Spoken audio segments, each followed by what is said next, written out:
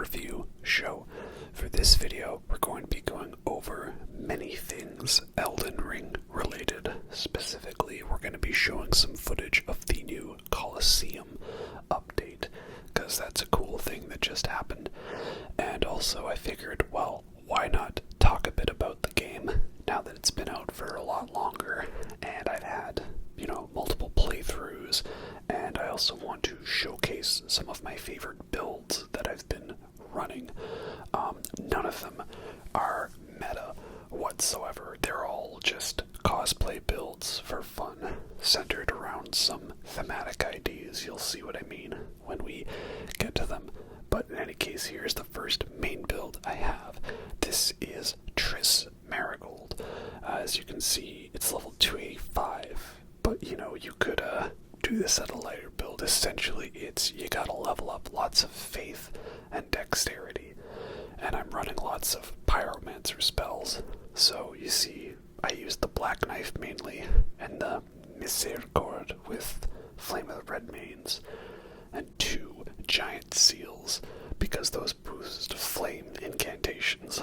Blasphemous Blade, of course, because it's fun and it's fire, and Vike's War Spear, because again, fire. For the fashion, I have the navy hood, and everything else is almost all of Patch's armor, the leather set, Alberch braces, which you get from killing Matt Alberch. He's the guy that invades you in the Round Table Hold. We got Radagon Icon, Shard of Alexander, Godfrey Icon, and Phlox Canvas Talisman. So just, more power for incantations and charged spells and everything. And that's how it is. Again, this is a 285 character, because this is my character that I just didn't care about sticking to a particular level, but you could recreate this at lower levels. So here, this is the footage from my very first Coliseum match, and it's a cluster, all right. A clusterness of Michael Bay special effects, particle effects going off, and lag, and hit detection, and all that good stuff, and also me one-shotting people. That is the thing, when you have like 80 faith, you have 2 giant seals, and you use the giant's flame, take the fully charged, you do have one-shot potential. You'll see that a bit later on. So yeah, overall the Colosseum, it's fun, it's entertaining, but it's definitely not perfect, and I don't think it's going to have that much staying power in the community, much like how people didn't really care for the official Dark Souls 3 dueling feature. They just did their own duels and fight clubs in, the Irithyll city, right? The one that becomes Anor Londo. So, yeah, it's gonna be fun for a bit, but we'll see how it is. Like, I was going over my footage, and a lot of the footage that I have to show, it wasn't actually even that interesting, because it would just be like, oh, I spawn in, and the 2 guys on the other team have already killed my other guy, so they gang up on me before I could even, buff or do anything, and that's just how it is, Or, God, going over the footage again, I was not shocked to see how many Moonveil spammers there are. Don't get me wrong, I spammed Moonveil in my first playthrough, of course. But, yeah. Oh, look, friend, we have the same spells, that's cool. So yeah, it's entertaining, it's fun, nice that it breathed a little new life into the community, but, I don't know, I'm hoping there'll be an actual proper DLC of sorts, aren't we all, right? We want the Mikola DLC, don't we? But yeah, so the Triss Marigold build, the sliders I've got for the face, they're from the YouTube video. I'll try to remember to link the appropriate videos and give credit to the creators in the description. But yeah, I saw a video detailing how you could do a pyromancer build, and then I saw the video showing off the Triss Marigold face sliders, and I love Triss Marigold, of course, the badass pyromancer from The Witcher, And my favorite of the two, sorry to all of you Yennefer fans, I have a thing for redheads, what can I say? And yeah, so I just thought it would be a fun build, and I originally did this on my level 150 character, and then I decided to see how overpowered it could be on my level, infinite character, right? No limits. And it's quite fun. Very quite fun indeed. I wasn't really one for pure strength builds or like quality builds, and I feel over time I've definitely preferred the Dex Faith builds, because all my favorite weapons are Dex scaling, and they require a bit of faith. Plus I missed out on using Fyke's War Spear in my first playthrough, because I didn't get invaded by Fyke, because it was before they had patched it, and I had already killed the Tree Guardian, or Tree Avatar first. So, yeah, that's who she is, and she's awesome. The main spell I run on is a Giant's Flame Take Thee, because it's a giant fireball with blast radius damage, and with all of your buffs and everything together, like Flame, grant me strength, it's going to be quite powerful. And I also like Flame Take Thee, because it's got a little bit of a more widespread to it. Flame of the Fell God isn't that great of an incantation. I mainly use that to like run interference, or use it to block vision when wanting to do stuff. And of course you gotta have Exike's Decay to be able to Scarlet Rot people, right? Because I was annoyed at the number of times people got me with that, so I had to get them back. But that's, a Coliseum round. At first I thought it was annoying that you didn't get any runes for winning, but also I like that because it means I can go into battle, and even if there's someone with a scummy build or cheesing it, it doesn't matter, because they're not going to get anything out of it, so that's nice. So here we have some duels, good old-fashioned duels, and oh yeah, what's it, Stars of Ruin, how original, man. Stars of Ruin and Moonveil, never seen that before, but hey, whatever, right? That's how it is. So where was I? Meta build stuff, yeah, because, it's like I could go and go duel someone at the academy, and then they could totally screw me over with a scummy build, right? That's just how it is. But as you can see out with this guy, I almost got him with one shot. And then, of course, I always start with the incantations, and then I decide, nope, they're too close for missiles, so switching to guns, like the Black Knife. I don't know why I picked the Black Knife as my main weapon for this. It doesn't really make sense from a cosplay build. It's a Dex Faith weapon, and it's fun. It looks awesome, right? Oh yeah, the thing that always confuses me with these duels is part of me wants to be all honorable and bow, but you're placed so close together that you could get hit on very easily while you're trying to bow. And so sometimes people do, and I don't. I'm buffing, so if I see them try to bow, I'll try to remember to do that also, right? Also, they nerfed Bloodhound Step. It's still kind of good, but not as OP as it used to be. Yay, that's a positive. And yeah, also they nerfed Flame of the Red Mains, so it's not nearly as big of a thing as it used to be. But it was a crucial part of the build to, be able to stagger enemies very easily and then get them with the high crit Misericordia dagger. So that's fun. So I'm like, okay, you're bowing. Okay, I'll bow too. And you can do a buff too if you'd like.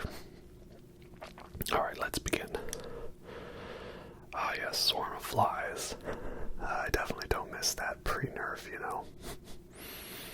It's funny because you'll see one of my builds later. It was made with the sole purpose of knowing, okay, if I make a build out of this, FromSoft will nerf it, and they did. And sure you can guess which OP weapon we're talking about. But yeah, sometimes no need for magic fancy spells when you just go in good dagger.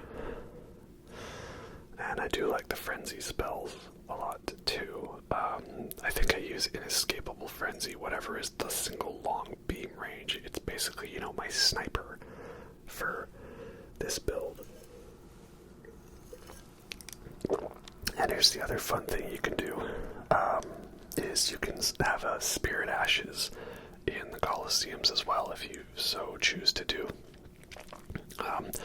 I try to mix it up more than just simply summoning Black Knife Tish, because, obviously she is the best, you're tall, knifey, wifey, cute, but will kill you. Definitely will kill you. Kills you a lot in the Everjail. So I thought I'd try Black Flame Monk Amon, because, I'm a pyromancer, and he's into, pyro spells and stuff, right? I almost just wish there were more spell slots in the game so I could do some more of the Black Flame spells.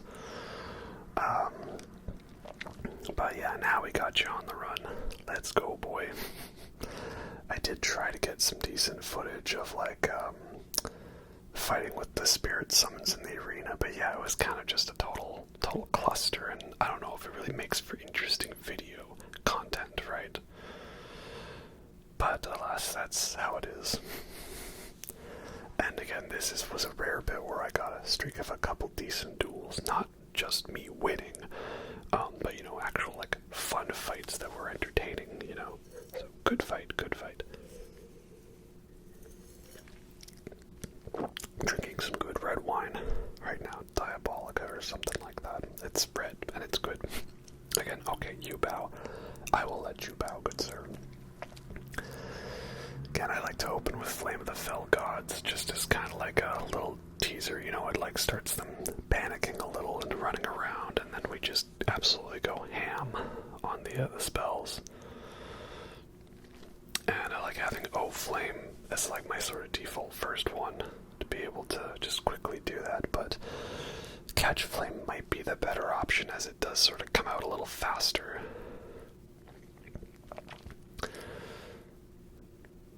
And I was trying to get him with the splash damage radius. And this is where I realized, okay, nope, you need to actually equip your sword. And there we go.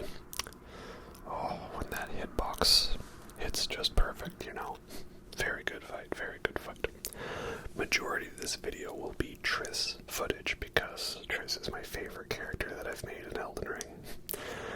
A couple others that I have made, but also, this is where you realized, yeah, there's splash damage behind the pillars. Sorry, bro.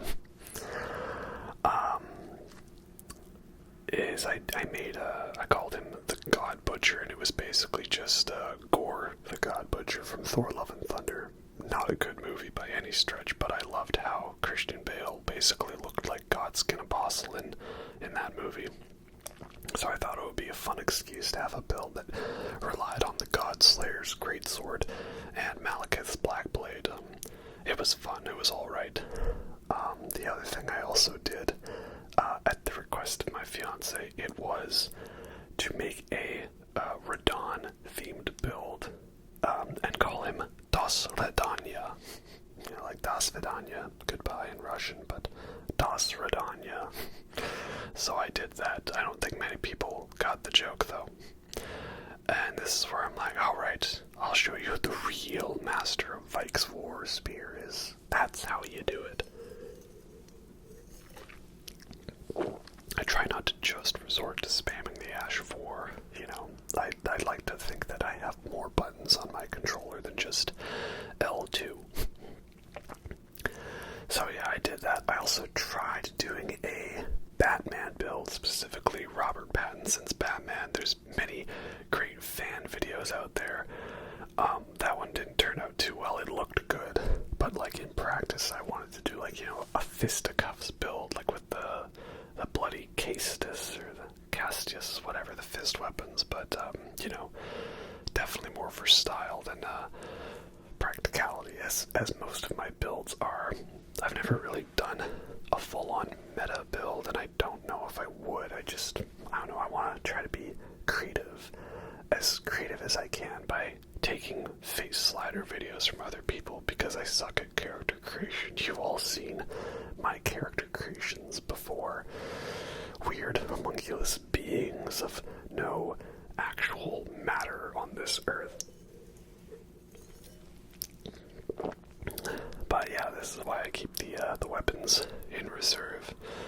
Again, you'd probably have to make sacrifices if you were doing this on a lower level build, perhaps less points into faith or health or anything like that, or less points into mind.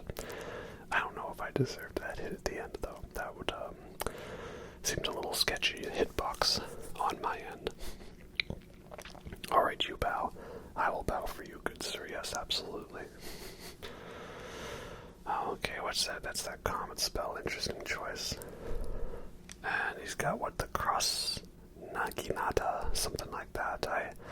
Again, another heavily meta weapon that I've never really bothered, but, you know, maybe I'll crack one day. Again, there was a meta-themed weapon that I cracked on and made a build around. Dual cross naginatas. I mean, I've heard they've nerfed it a bit apparently, but I remember getting like legit one shot by a guy one time. I was literally at full health. I'm also impressed this guy's doing good, like switching between all his stuff, you know, like how many Ashes 4 do you have equipped? You did the gravity thing, the Loretta sickle, and very good job. This guy knows what he's doing. It's not an over-the-top meta cross naginata one. That was very clutch for me though. But I saw that he was out of mana, so, or FP, but it's mana. It is. And last up, here's a couple of fun little invasion footages I had. So, I'm invaded in Limgrave, and of course there's a group of 2 guys. So I drink my Wondrous Physic to do fire damage, and I'm trying to do Flame of the Fell God, and that's not what I wanted to do, but okay, he runs away. Well, let's try attacking the other guy. Oh, I legit one-shot him. Okay then, well, let's see what happens when we fight the next guy. Oh, I also legit one-shot him. Well then, okay. I would say level up figure, but at this point you probably already have, because we're level 285. And then, here we go. Another Limgrave invasion. I'm sure it's going to be a 3-on-1 gank at good times. So let's get our buffs going again. Flame grant me strength and the Wondrous Physic. This guy wants to get his dual seppuku on. I don't want to let him. But meanwhile, here's a fat rolling guy. Now, this is embarrassing. I can't hit a guy that's doing fat roll. I thought the whole point of that roll was it didn't give you iframes, and yet somehow it's doing that. But yet, and despite all this, I managed to accidentally kill the host when I was not aiming for him and focusing on 2 other guys. That's a little embarrassing, I'll admit. Anyway, next build I have for you is Darth Maul. Again, this guy's level 150, primarily leveling Arcane, and I always put 60 Vigor and 23 Mind. That's kind of what I always do. Main weapon, of course, Eleonora's Pole Blade and Rivers of Blood. Yes, we'll talk about that. I also use Mogwin's Sacred Spear and the Dragon Communion Seal. For fashion, we have the Confessor Hood, and then pretty much just Selvis's set, the Preceptor set, but altered to remove the cloak. Then we're using Great Jar's Arsenal, so we don't have to put points into Endurance, Lord of Blood's Exaltation, Rotten Winged Sword Insignia, and Shard of Alexander. And that's it. So yeah, basically I wanted to make a build that had Rivers of Blood on it, an arcane build. Because my idea was if I went through the whole game and I made a build specifically to use Rivers of Blood, that they would eventually nerf it. And they did. Again, this is not really that good of a build though. It's, I did it for invasions sometimes, but mainly just to like, you know, be cheeky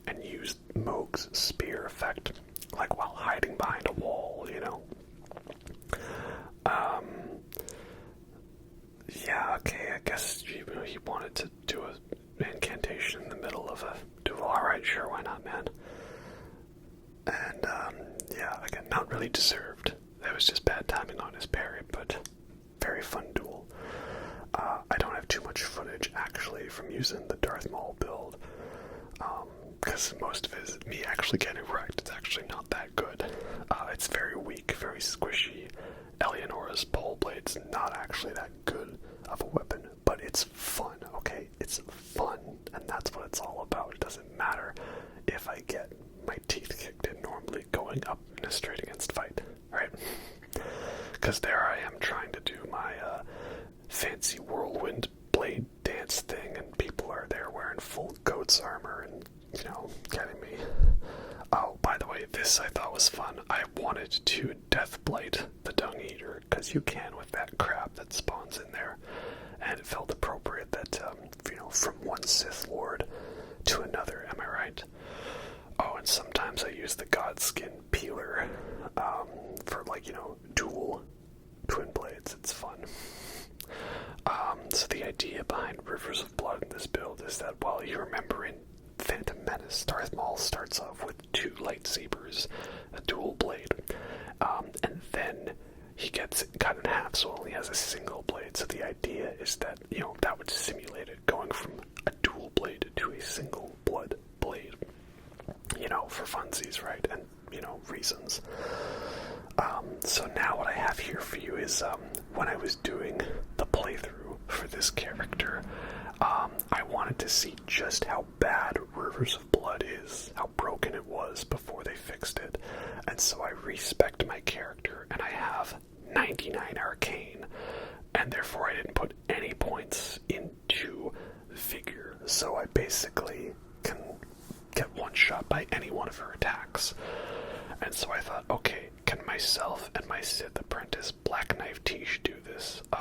And the answer is yes, actually. It was disgustingly easy. I mean, obviously I had to take a couple times because I was getting one shot by every attack.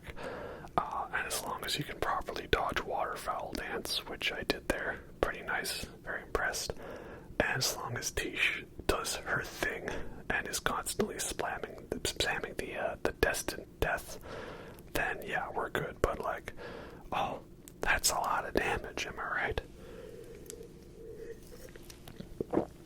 Strength, more like my arcane extraordinary. But thankfully they've nerfed Rivers to a more respectable level. But yeah, that's the Darth Maul build.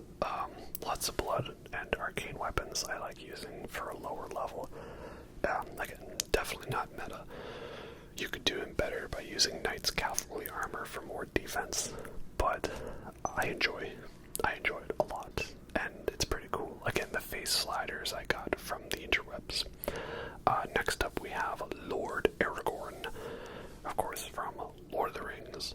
He's primarily a strength build with kind of a quality build, you know, kind of a bit of a quality build with a bit of faith put in there, and he's level 200. Main weapon, of course, is the Claymore, because the Claymore is Baymore, and the Black Bow, because, of course, Aragorn does have a bow, Clawmark Seal, and Banished Knight's Greatsword. And then for fashion, I'm using just the regular headband, and essentially the Godfrey set with a bit of a variation. I liked the Godskin Apostle bracelets and the Clean Rod Graves just seem to work together. Old Lord's Talisman, so my buffs last longer. Great Jar's Arsenal, and then basically just lots of health. My idea behind this is Aragorn. He's not really a regular human. He's one of the Dunedain, or the Numenor, long-living folk, right? So he's going to have lots of buffs, lots of health, and stuff like that. And of course, he's got a skeleton army behind him. A Great Shield skeleton army. I thought it would be fun to try these guys out. And it worked quite well against this person's Mimic tier. Yeah. Again, this is another character you could probably do at lower levels. You just have to not put nearly as many points into strength or dex. I just wanted a build centered around good old Claymore, because Claymore is Baymore, of course. And I think I pretty much use Claymore on every other one of these builds too. I know I have a Flame Art Claymore on Triss. And I gave him good old Thunderbolt because you know what? I've had that one spammed enough times against me, and I thought it would be a fun one to spam against other players. And that's what I did.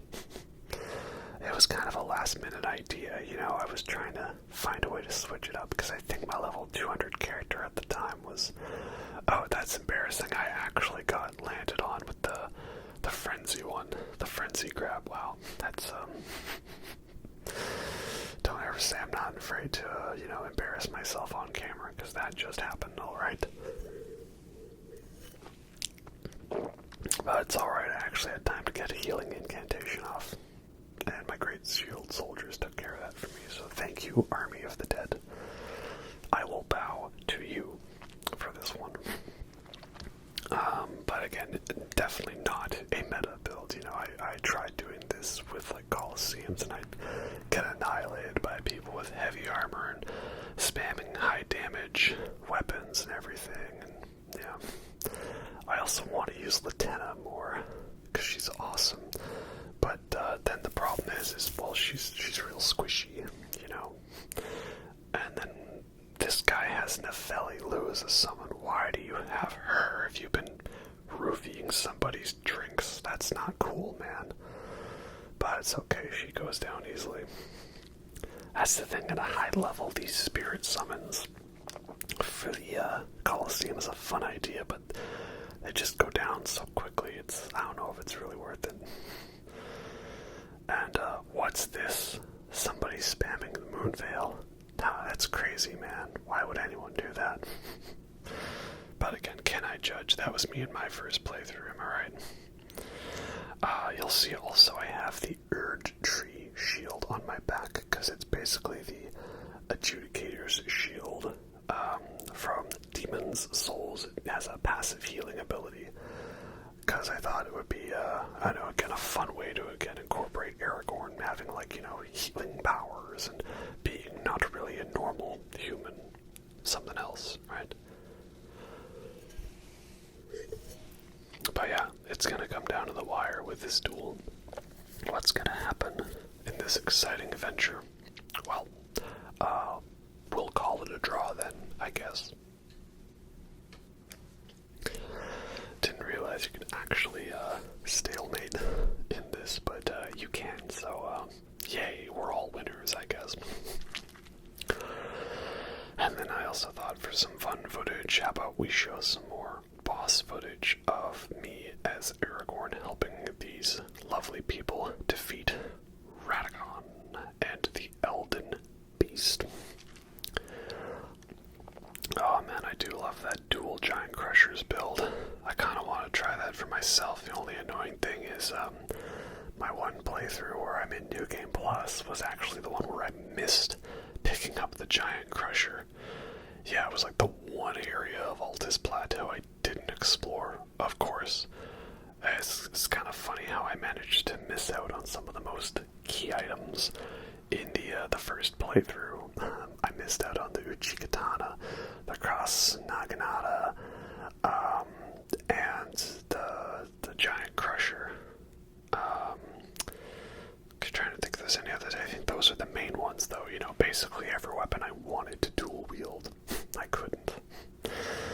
And then part of me doesn't necessarily want to do New Game Plus on some of these other profiles, because then I've got to go around and reactivate all the summoning pools.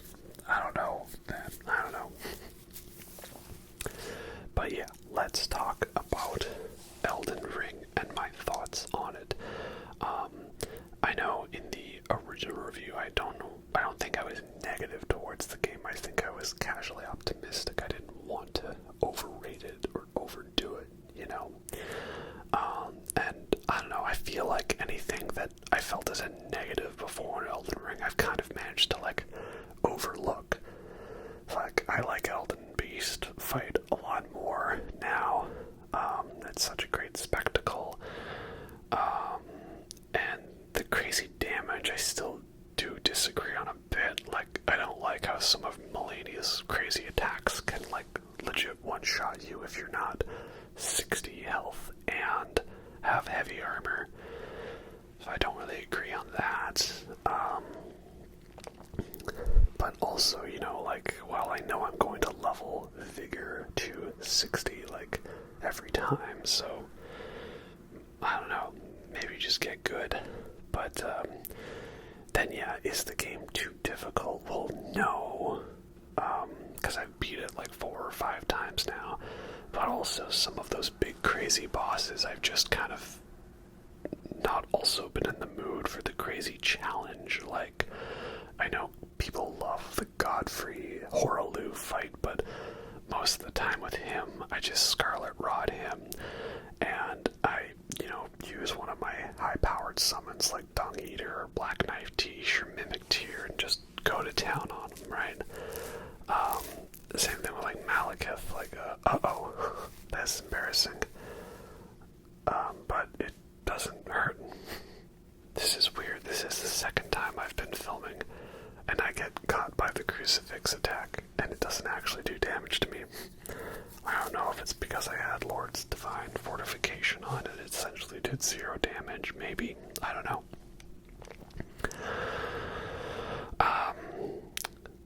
But yeah, it's like some of those crazy difficult bosses. I don't even bother trying to solo them. I know there's some people who've, like, you know, banged their head against the wall a lot, but for me it's like the bar set so high. I don't want to bother. I've never actually soloed Melania. I've always used Spirit Ashes. Malekith I sometimes have soloed, but again, I'm kind of just like, let's just use the Ashes, right? And I know there's nothing wrong with that. Obviously, it's part of the game. It's a whole mechanic with so much stuff tied to it. But that's how I feel. Some of these bosses are really cool, but also I kind of just want them over and done with, you know?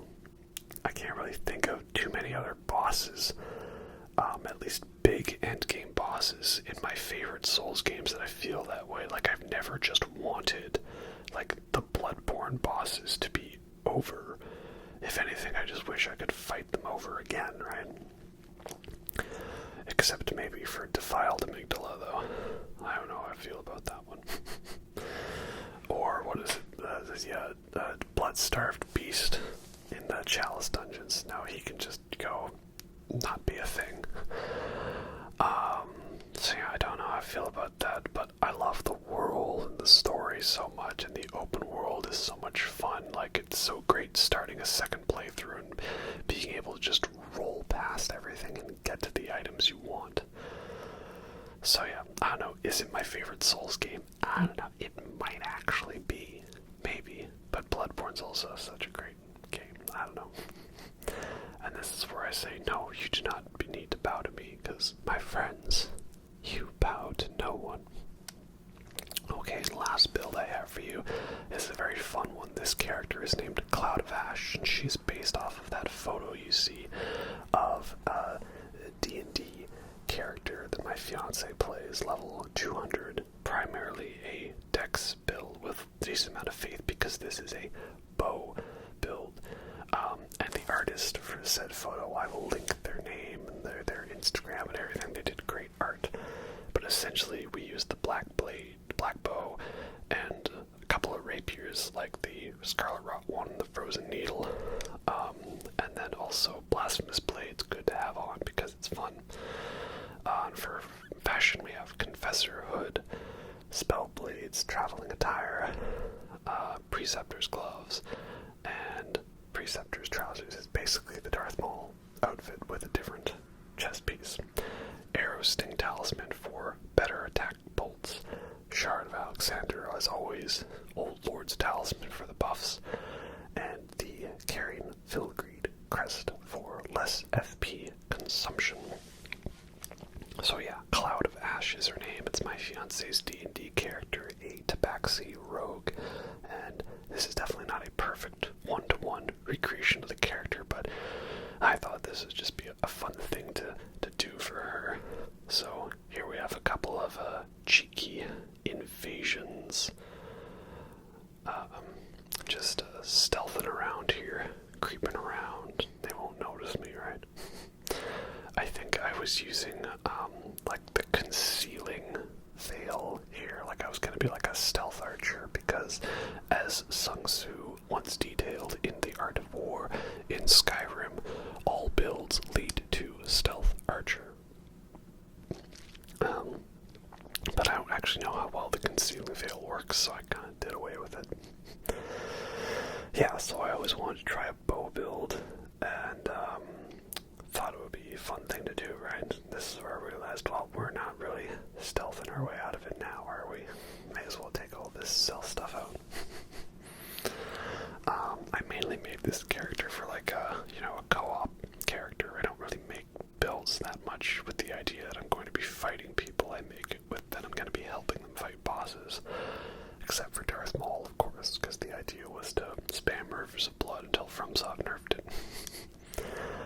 The thing with bow builds is I find it's like if you roll and shoot right afterwards, you get faster arrows. And that's Death's Poker. Oh, that's a nice weapon. It's pretty good. But the thing is, of course, you are very weak, and I'm very bad at PvP. So let's just, tactically retreat, shall we? Maybe we'll find some more other enemies to help. I also just feel like I seem to get bad luck with invading, we get invaded, and it's like as we're fighting a boss, or it's like a guy that's surrounded by like 5 enemies, or he spawns in like right at the end of the Scarlet Rot swamp, so he can kill us as we're in the middle of the swamp, and then I spawn in, and it's like right across from 3 guys all with the perfect team, and they just run up and one-shot me, right? I don't feel like I got much luck with it, but I thought, let's give Unendurable Frenzy, the auto 9mm turret cannon thing, let's give this one a try, right? And, what do you know? It's super effective. And before you at me about, hiding and stuff to lay in wait with a trap, invasions, all's fair in war and hate. There's no love here, it's all hate, right?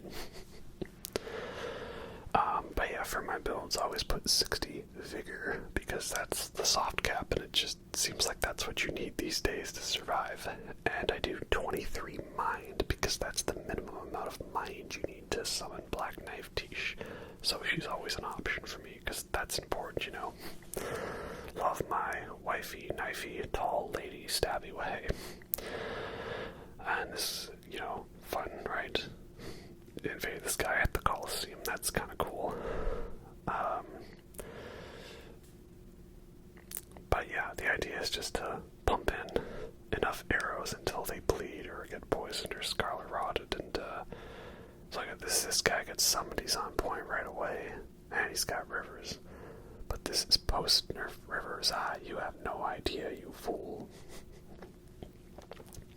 There was server maintenance recently, I remember, but did they actually update anything? I can't tell. But you fool, you forgot that I have rapiers for when you get close, so get wrecked. Yeah, Frozen Needle and the Ant Spur rapier, those are fun little ones, they do their job well.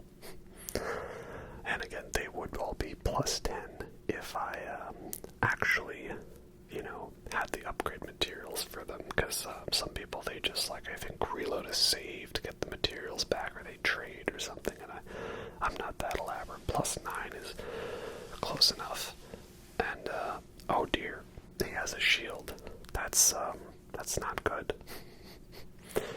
Well, this is gonna be pretty bad for me, I think. Maybe. We'll see how it goes. But yeah, again, fun character. Don't at me about bow builds being cheese or anything like that. This is a thing in the game, and you can do it. And it's kind of more viable now that you can just buy a crazy ton of arrows, and there's no real limit on your runes. You get so many of them. And oh goody, all the enemies are dead already.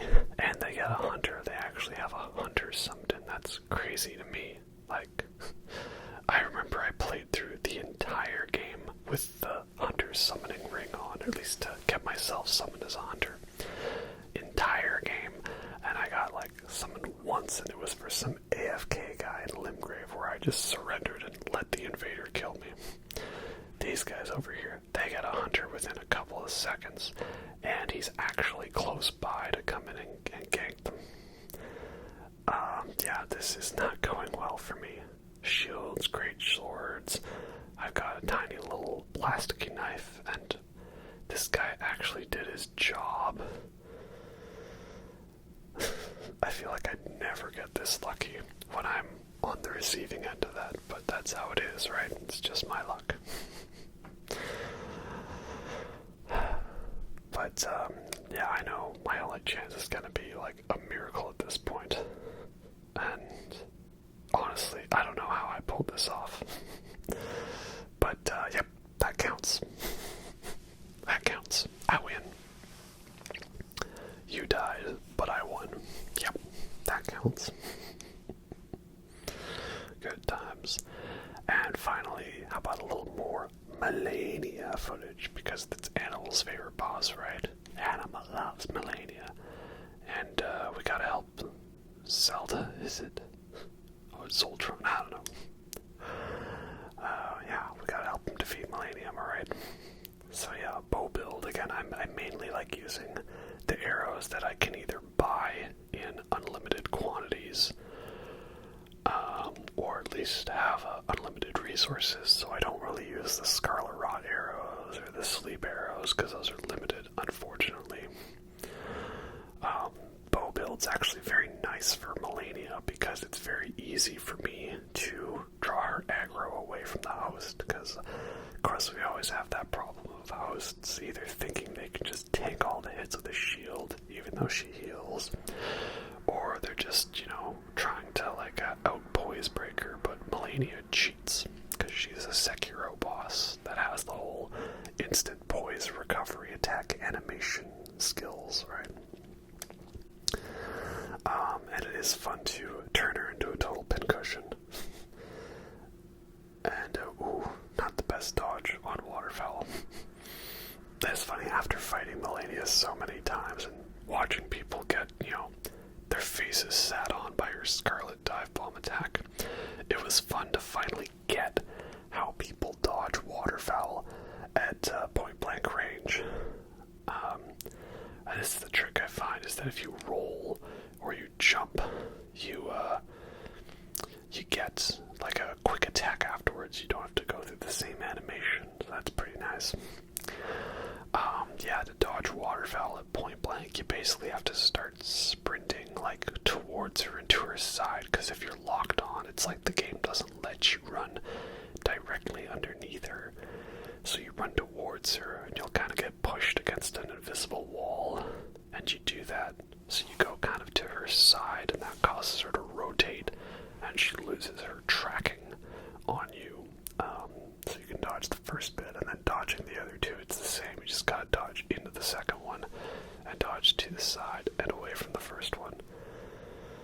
Like, this one was a little close on my part. But there you go. Nailed it. Always fun to do that.